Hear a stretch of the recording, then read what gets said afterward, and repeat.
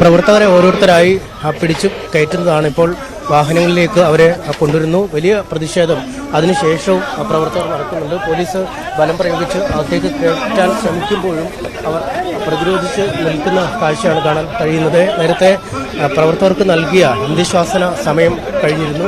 5 മിനിറ്റിനുള്ളിൽ പ്രവർത്തകർ മാറണമെന്നാണ് കൊണ്ടോട്ടി ഡിവൈഎസ്പി പ്രവർത്തകർക്ക് നിർദ്ദേശം നൽകിയത്. എന്നാൽ അതിനുശേഷവും പ്രതികരിച്ചുകൊണ്ട് അല്ലെങ്കിൽ പ്രതിഷേധിച്ചുകൊണ്ട് ഈ സെനറ്റിലേക്കുള്ള വാതിലുകൾ നിലയുറപ്പിച്ചിരിക്കുന്ന ഒരു സാഹചര്യത്തിലാണ് വലിയ ബലപ്രയോഗത്തിലൂടെ ഈ പ്രവർത്തകരെ നീക്കം ചെയ്യാൻ, അവരെ പുറത്തേക്ക് കൊണ്ടുപോകാനുള്ള ഒരു നടപടി ചെയ്യുന്നത്. നേരത്തെ തന്നെ ഇവർ വ്യക്തമാക്കിയിരുന്നു, ഒന്നെങ്കിൽ അറസ്റ്റിന് വഴങ്ങണം അല്ലെങ്കിൽ ശക്തമായ ബലപ്രയോഗം തങ്ങളുടെ ഭാഗത്തുനിന്നും ഉണ്ടാകുമെന്ന് പോലീസ് വ്യക്തമാക്കിയ ഒരു സാഹചര്യമുണ്ട്. ഇപ്പോൾ ഓരോ പ്രവർത്തകരെയായി പിടികൂടിക്കൊണ്ടു പോകുന്ന കാഴ്ചയാണ് നമുക്ക് കാണാൻ കഴിയുന്നത്.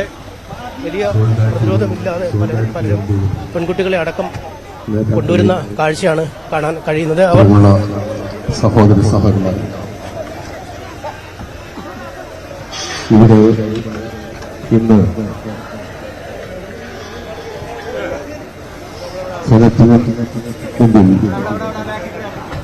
ഇങ്ങനെ ഒരു പ്രവർത്തകരെ ഓരോരുത്തരെയായി പോലീസ് വാഹനങ്ങളിൽ നീക്കം ചെയ്യുന്ന ദൃശ്യങ്ങളാണ് പ്രേക്ഷകർ കാണുന്നത്. പോലീസിന്റെ കൂടുതൽ സന്നാഹം അവിടെ എത്തിയിട്ടുണ്ട് എന്ന് മനസ്സിലാകുന്നു.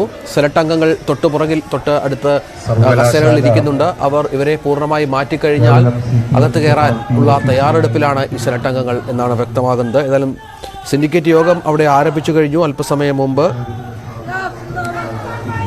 ഗവർണർ നോമിനേറ്റ് ചെയ്ത അംഗങ്ങളെ ഒഴിച്ച് ബാക്കി എല്ലാവരും അകത്തേക്ക് കയറിയിട്ടുണ്ട് എന്നാണ് മനസ്സിലാകുന്നത്. യോഗം അവിടെ തുടരുന്നുമുണ്ട്.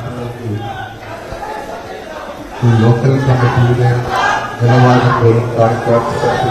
തീർച്ചയായും ഇനി കുറച്ച് പ്രവർത്തകരാണ് അവശേഷിക്കുന്നത്. ഒരു 5-10 പ്രവർത്തകരെ കൂടി നീക്കം ചെയ്താൽ ഈ വാതിൽ പൂർണ്ണമായും പോലീസിന് തുറക്കാനാവും. ആ വാതിലിൽ കൂടി പ്രവർത്തകരെ അകത്തേക്ക് പ്രവേശിപ്പിക്കാൻ അല്ലെങ്കിൽ സെനറ്റ് അംഗങ്ങളെ അകത്തേക്ക് പ്രവേശിപ്പിക്കാൻ കഴിയുമെന്നാണ് കണക്ക് കൂട്ടുന്നത്. പക്ഷേ അകത്ത് എന്ത് നടക്കും എന്നുള്ളതാണ് ഇനി നോക്കുന്നത്. കാരണം പുറത്തെ പ്രവർത്തകരെ നീക്കം ചെയ്താലും അകത്ത് വീണ്ടും ഈ ഇടതനുകൂല സംഘടനകളുടെ പ്രതിനിധികളായുള്ള ആളുകൾ, വിദ്യാർത്ഥി മണ്ഡലത്തിൻ്റെ പ്രതിനിധികളായ SFI നേതാക്കളൊക്കെ ഈ സെനറ്റ് ഹാളിനുള്ളിൽ ഉണ്ട്. അവർ സെനറ്റ് യോഗത്തിലാണ്. ഇപ്പോൾ ഇവിടെ നിന്നും കഴിച്ചു വിട്ടാലും സെനറ്റ് ഹാളിനുള്ളിലും നാടകീയമായ രംഗങ്ങൾ നടക്കുമെന്നാണ് നമുക്ക് മനസ്സിലാക്കാൻ കഴിയുന്നത്.